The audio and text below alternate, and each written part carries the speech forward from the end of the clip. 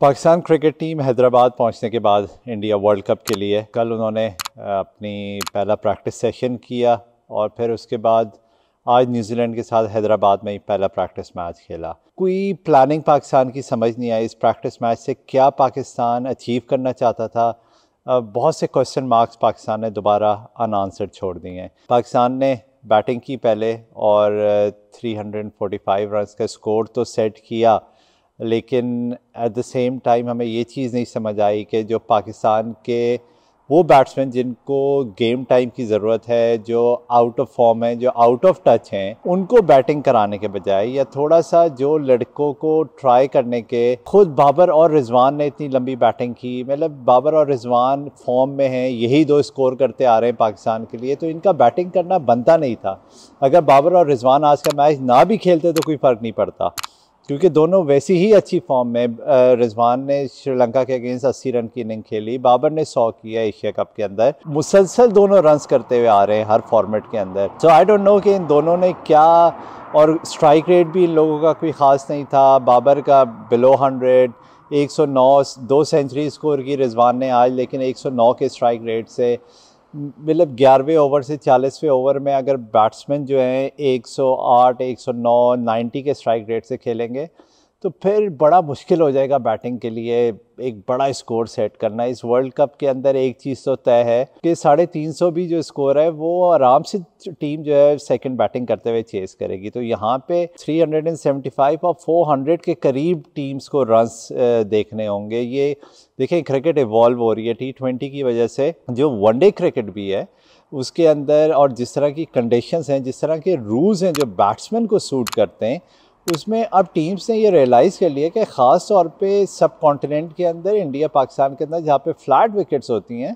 वहाँ पे आपका सर्वाइवल 250, 300, 350 पे नहीं है। You have to go beyond 350 now. और इंडिया के अंदर वैसे भी छोटे ग्राउंड है, तो this is a serious concern for Pakistan right now. Fakhar Zaman का हमें पता है कि वो आउट ऑफ फॉर्म है, उनको आज के मैच में प्रैक्टिस करानी चाहिए थी, उनको बैटिंग करानी चाहिए थी।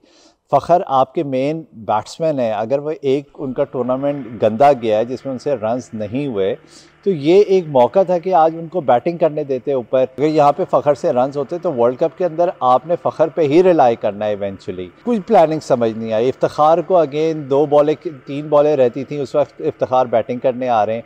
शादाब से आपने बॉलिंग ही नहीं करवाई। बॉलिंग के ऊपर मैं अभी लेटर ऑन आता हूँ। यहाँ पे जो अच्छी चीज़ हुई पाकिस्तान के लिए वो साउथ शकील की फॉर्म थी। देखें, साउथ शकील के बारे में मैंने पहले भी ये बात कही है कि एक्सट्रीमली डिसिप्लिन, बहुत ही कॉम्पैक्ट, बहुत ही एक स्ट्रॉन्ग फाउंडेशन है उनकी, बहुत फर्स्ट क्लास का एक्सपीरियंस है उनके पास। टेस्ट मैच क्रिकेट के अंदर उन्होंने अपने आप को मनवाया है पाकिस्तान के मिडिल ऑर्डर के अंदर, बल्कि he is the mainstay of Pakistan batting right now in test match cricket, ख़ासतौर पे जिस तरीके की वो फॉर्म के अंदर हैं। और वो उन्होंने आज वनडे क्रिकेट के अंदर भी दिखाई, और जिस तरीके से, जिस स्ट्राइक रेट से वो खेले इन एक्सेस ऑफ 130 और दैट्स अमेजिंग, यू नो। सो ये पाकिस्तान के लिए एक बहुत बड़ा गुड साइन है going into the world cup.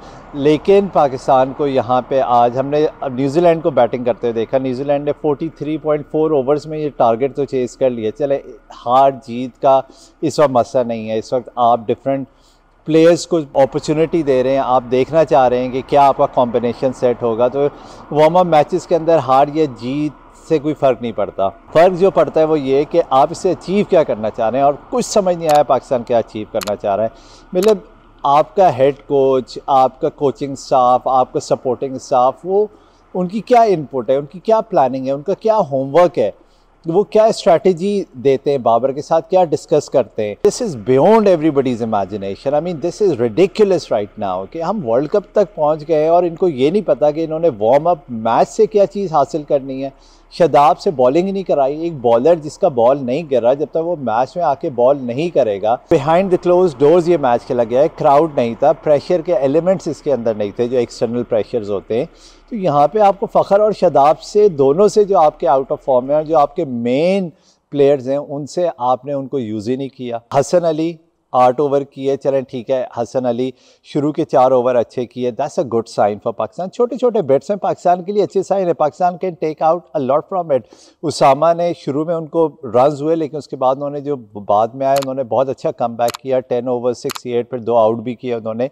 Leg spinner का काम ही विकेट लेना होता है, और मिडिल ओवर्स में ये पूरा वर्ल्ड कप देखें, क्रिकेट के रूल्स चेंज हो चुके हैं, 11वें ओवर से लेके 40वें ओवर तक अब 5 फील्डरों को अंदर होना है, सिर्फ 4 फील्डर सर्कल से बाहर हो सकते हैं, और यहाँ पे टीम जो है वो कैपिटलाइज करती हैं, अपने स्ट्राइक रेट इंक्रीज़ करती हैं और लंबा स्कोर करने जाती हैं। जो बॉलिंग टीम यहाँ पे दूसरी टीम की विकेट्स लेती है वो कामयाब होती है दूसरी टीम को रिस्ट्रिक्ट करने में और मैच में अपने आप को स्ट्रॉन्ग पोजीशन में लेके आने के लिए। ड्यू का फैक्टर यकीनन होगा, जिस टाइम पे, जिस साल के महीनों में ये वर्ल्ड कप खेला जा रहा है, तो कोई भी टीम टॉस जीत के पहले बॉलिंग करेगी और फिर स्कोर को चेस करना चाहेगी। अगेन जिस तरीके से मैंने कहा, be high scoring World Cup, छोटे ग्राउंड है, बैटिंग विकेट्स हैं, 375 400 पहली दफ़ा बैटिंग करते हुए टीम देखेंगी तो उनको कोई चांस होगा कि वो उसको डिफेंड कर सकें, क्योंकि दूसरी टीम के ऊपर स्कोर बोर्ड का प्रेशर होता है। लेकिन 350 325 I think team batting second will feel extremely confident कि वो इसको आराम से चेज़ कर लेंगे। लेकिन सब कॉन्टिनेंट की जो टीम्स हैं यहाँ पे they lack chasing anything close to or in excess of 350. India has struggled in the third one day against Australia. Pakistan का चेजिंग का रिकॉर्ड 300 से प्लस पे कोई ख़ास नहीं है। सो ये एक बहुत बड़ा कंसर्न है ये एशियन टीम्स के लिए। और मेरे ख्याल में जो वेस्टर्न टीम्स हैं, जब मैं वेस्टर्न टीम्स कह रहा हूँ, ऑस्ट्रेलिया, इंग्लैंड, न्यूजीलैंड, ये इस चीज़ को वर्कआउट कर चुके हैं और वो अपनी बैटिंग जिस तरीके से उन्होंने टीम से कॉम्बिनेशन बनाए हुए, they go full out to win. उनको पता है कि हमने कहाँ पे पार्टनरशिप लगानी है, कहाँ पे हमने एक्सेलरेट करता रहना है। उनका कोई भी बैट्समैन आके अपने स्ट्राइक रेट को नीचे नहीं होने देता। This is how they have grown, this is how they practice and this is what they have become now. और बड़ा ही इंग्लैंड, ऑस्ट्रेलिया, इवन न्यूजीलैंड, जो उनकी सिलेक्शन होती है वो इस चीज़ को देख के की जाती है कि कौन सा player consistently for a longer period of time higher strike rate से मिडिल ओवर में बैटिंग कर सकता है। This is serious concern for Asian teams I think, even though India is favourite without a doubt in this World Cup. लेकिन अगर India को chess करना पड़ता है 350 से plus, then that will be a question. However India की bowling is very strong right now, उनके pacers, उनके स्पिनर्स खास तौर पर, और अश्विन के आने से स्कॉट के अंदर यकीनन उनको बहुत बड़ा एडवांटेज हुआ है, उनके पास ऑप्शंस बहुत ज़्यादा हो गई हैं। So India will always try to restrict teams 300 325 के अंदर, then they'll fancy their chances to go and chase that score. Otherwise it can be very difficult for Pakistan, especially क्योंकि पाकिस्तान का historically, traditionally chasing में Pakistan hasn't got a phenomenal record, not even an average record. तो ये बड़ा concern है पाकिस्तान के लिए। पाकिस्तान को अपनी strategy बिल्कुल ठीक करनी पड़ेगी। आप toss it's just a flip of a luck and any team can win। अगर पाकिस्तान टॉस नहीं जीता, दूसरी टीम पाकिस्तान को चेस करवाती है और ख़ुद बैटिंग करती है, then that will again, Pakistan will be under pressure. हमने देखा है पाकिस्तान ने जहाँ पे 350 पौने 400 का टारगेट चेस करने जाते हैं, they just collapse and they collapse so badly कि 150 के अंदर पाकिस्तान टीम आउट हो जाती है। सो आई होप कि पाकिस्तान इस चीज़ को रियलाइज़ करे कि they have to play and they have to play with a high strike rate, especially in the middle overs, which is very very important. Babar और रिजवान का आज बैटिंग करना हमें समझ नहीं आया। न्यूजीलैंड के बैट्समैनों को हमने देखा, विलियमसन रिटायर्ड हो गए 50 करने के बाद, इसी तरीके से डैरिल मिचेल भी, लेकिन रिजवान ने 100 किया, बाबर ने 80 किया। I mean seriously this is beyond my understanding कि ये क्या इन्होंने अचीव किया इस मैच से।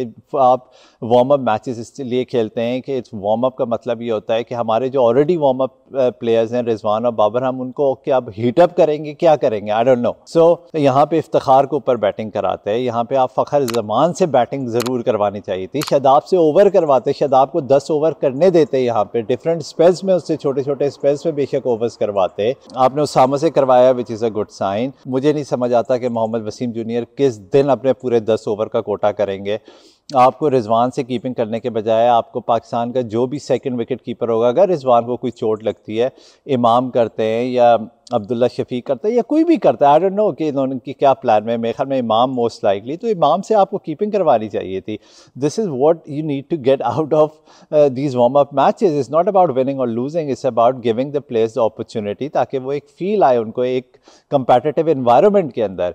लेकिन Pakistan has not sadly achieved anything from this warm up match. We hope कि इससे थोड़ी सी अकल आए और ये जो ख़ास तौर पे ये इतना हैवी जो सपोर्टिंग स्टाफ गया हुआ है वो भी कोई काम कर ले और कोई अपनी इनपुट दे और बाबर को सपोर्ट करे कि this is how we need to go. कोई आइडियाज़ फ्लोट हो, कोई मीटिंग हो, कोई स्ट्रैटेजी बने कि this is what we need to achieve out of these warm up games, ताकि इवेंचुअली हमें 11 का एक अच्छा कॉम्बिनेशन मिल जाए। लेकिन again I mean this was very sad actually, very confusing. मजीद कंफ्यूजन हो गई है मुझे ऐसा लग रहा है। Again I am not writing off Pakistan cricket team. I think they will find their mojo, they will find their combination, they will find their form. Shadab and Fakhr is very important. It's imperative that they get into their form और पाकिस्तान के लिए वो अच्छा खेले if Pakistan need to have any chance in winning the World Cup. Let's hope कि अगले warm up के अंदर उसको सही तरीके से यूटिलाइज़ किया जाए और एक पर्पज़ नज़र आए हमें कि इससे अचीव क्या करना है। आज के मैच में कोई पर्पज़ नहीं नज़र आया। रिजवान और बाबर, ऐसा लग रहा है रिजवान और बाबर की टीम है, बस वही जाके बैटिंग करेंगे और बस that's it. I mean this is ridiculous. I hope कि थोड़ा सा इस पर रिफ्लेक्ट करें और अपने आप को इस मैचेस से जो चीज़ हासिल करना चाहते हैं उस चीज़ को हासिल करें, वो बहुत ज़रूरी है। आप लोगों ने अगर अभी तक चैनल को सब्सक्राइब नहीं किया तो इसको सब्सक्राइब करें। मैं ये चीज़ पहले भी कह चुका हूँ कि 90-95% लोग जो मेरे आके यूट्यूब वीडियोस देख रहे हैं वो सब्सक्राइबर्स नहीं है। इट बी रियली नाइस अगर आप सब्सक्राइब करें, it give me encouragement. Do comment, do like, do share my videos और इस तरीके से मैं आपके लिए कॉन्टेंट पूरे वर्ल्ड कप के अंदर लेके आता रहूँगा। You been tune in to Timmy Talks cricket.